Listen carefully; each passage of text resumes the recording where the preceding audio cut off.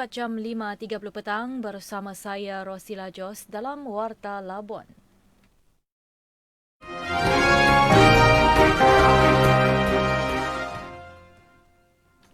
Assalamualaikum dan salam sejahtera. Sari berita utama. PPS Dewan Balai Bomba Layang-Layangan ditutup, penduduk terjejas banjir dibenarkan pulang. 150 orang terima sumbangan berupa bakul makanan sempena menyambut kedatangan Hari Krismas. Berita sepenuhnya.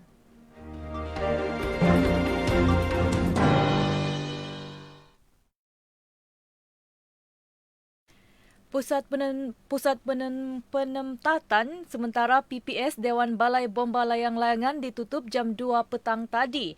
6 sekeluarga penduduk terjejas banjir telah dibenarkan pulang ke rumah mereka di Simpang 8 Kampung Ganggarak berikutan keadaan cuaca dan situasi banjir telah reda.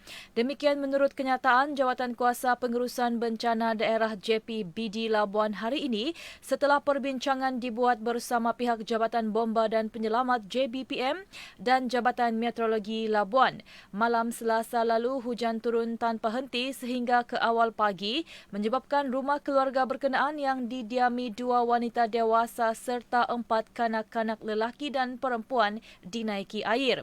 Mereka dipindahkan ke pusat tersebut oleh pihak agensi penyelamat bagi mengelak sebarang kejadian yang tidak diingini. Bagaimanapun menurut kenyataan itu lagi, barang-barang keperluan masih ditempatkan di PPS berkenaan sebagai langkah persediaan menghadapi bencana sehingga hujung bulan ini.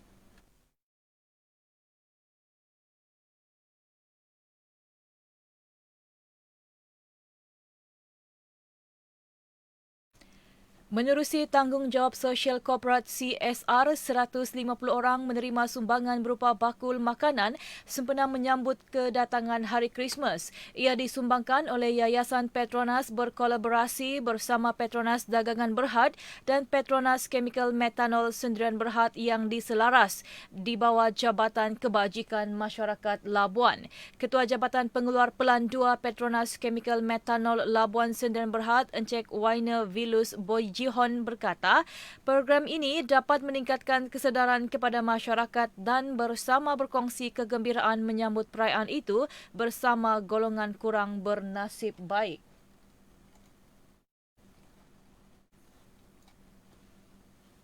Golongan yang kita bagi bantuan adalah dari kalangan B40 iaitu golongan OKU, orang-orang tua, anak yatim piatu dan ibu tunggal. Diharap sumbangan ini dapat membantu sedikit pada masa Hari Krismas ini untuk yang golongan-golongan yang memerlukan.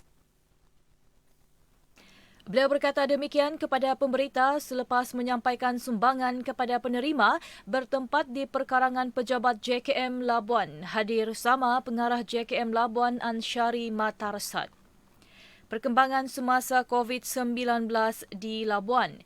Kluster Hujung Pasir dan kluster J Bandar terus merekodkan pertambahan kes baharu harian positif COVID-19 iaitu masing-masing mencatat 1 kes. Ia menjadikan jumlah kumulatif keseluruhan kes di pulau ini sebanyak 1,574 kes. Ini dinyatakan Pengarah Kesihatan Labuan Dr. Ismoni Bohari ketika mengulas kenyataan Ketua Pengarah Kesihatan Tan Sri Dr. Nur Hisham Abdullah menerusi segmen Roger Labuan FM. Sementara itu, Labuan turut mencatatkan pertambahan kes sembuh harian semalam iaitu sebanyak 9 kes. Walau bagaimanapun, tiada pertambahan kes dilaporkan dan kes kematian masih kekal 9 kes.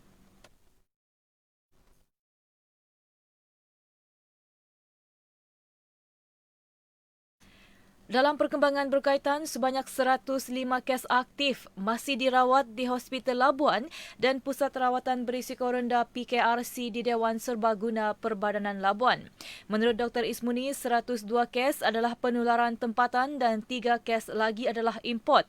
Daripada jumlah kes aktif itu, 4 kes memerlukan bantuan alat pernafasan dan ditempatkan di unit rawatan rapi ICU, manakala 2 daripadanya memerlukan pemantauan rapi dan berterusan keputusan. Mengulas lanjut mengenai kemasukan di pintu-pintu masuk ke Labuan, Dr. Ismuni berkata sebanyak 690 kemasukan. Jelasnya, kemasukan tertinggi direkodkan melalui terminal feri kenderaan Roro dan bot laju dengan 509 kemasukan. Selebihnya merupakan kemasukan menerusi lapangan terbang dan proses sign-on dan sign-off perkapalan. Berita ini disiarkan dari bahagian Berita Ehwal Semasa RTM Labuan.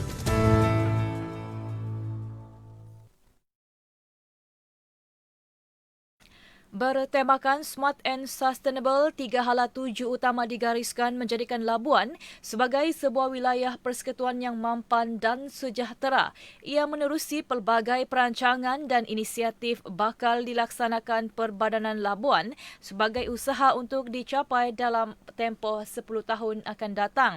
Timbalan Ketua Pegawai Eksekutif Pembangunan Perbadanan Labuan, Encik Ibrahim Tambi berkata, hala tuju pembangunan Labuan telah digariskan secara holistik di dalam blueprint pembangunan 2020.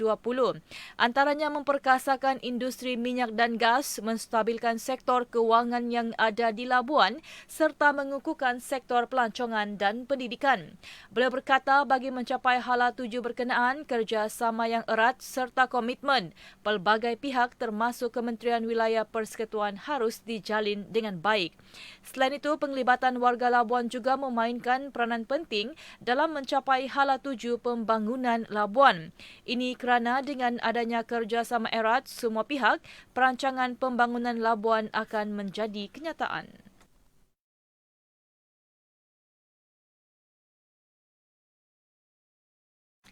Sementara itu, pengukuhan sektor ekonomi menerusi industri pelancongan menjadi keutamaan pihaknya dalam pasca pemulihan COVID-19. Encik Ibrahim Tambi berkata pihaknya merancang untuk melaksanakan dan menyediakan aktiviti pelancongan secara kekal di Pulau Bebas Cukai ini. Antara inisiatif yang akan dilaksanakan adalah dengan menyediakan tapak pesta bertempat di kampung layang-layangan bagi menarik penglibatan penduduk setempat. Selain itu, penyediaan tapak bagi aktiviti memanah dan berkuda di kampung Sungai Labu, mewujudkan medan selera di sekitar kampung Batu Manikar dengan pelbagai aktiviti serta memperkembangkan aktiviti berkayak ke Pulau Papan. Justru perancangan tersebut serta penglibatan dari semua pihak akan memberi manfaat kepada pembangunan Labuan malah kepada komuniti setempat. Beliau berkata demikian dalam segmen Roger Labuan FM.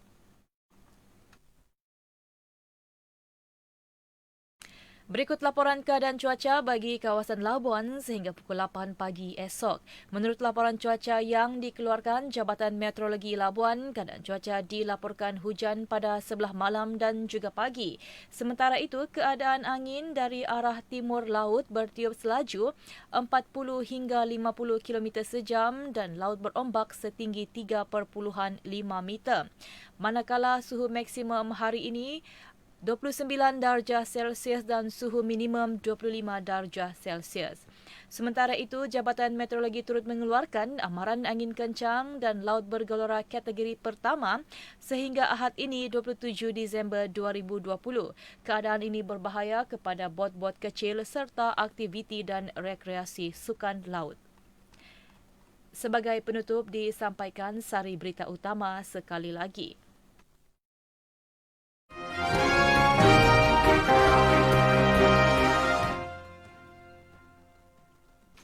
PPS Dewan Balai Bomba Layang-Layangan ditutup, penduduk terjejas banjir dibenarkan pulang.